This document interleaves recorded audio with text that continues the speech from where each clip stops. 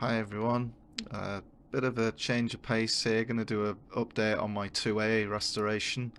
So I've recently had the doors and the bulkhead all rebuilt. A friend of mine, Emrys Kirby, did all the welding. Had the bulkhead and the door frames blasted. Bulkheads had new pillars, footwells, bit of the top corners done, all been blasted, keeping the original sign writing on the dash where possible.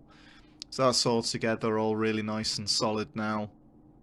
And we've had it repainted along with new door tops, new the door frames have been painted as well. These were all professionally done.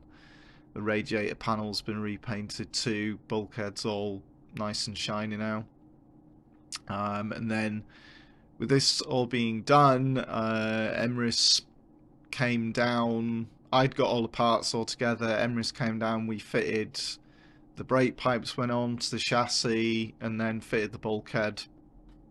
So the bulkhead was fitted, put in place, everything lined up. Obviously, so the tub and everything, the doors would go on. We've got the string line on there now, as you can see, to keep everything nice and straight. Rad panel back on, bulkhead back on, headlights in, got the headlight rims are from Pangolin in America, wings going on, valance panel on. This was a busy day's work. This was the following morning, got the wings both on, doors on, so it's looking pretty complete, at least externally. Obviously all needs painting and things like that. There's the interior, which is looking really neat and clean. Steering box is off to be rebuilt.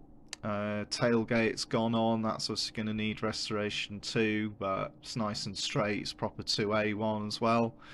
And there it is, tucked up in the garage. So nearly done. Made some progress with it, and then did a couple of jobs on the 1 ton. New front springs gone on there from Jones Springs. They've really quite improved the ride.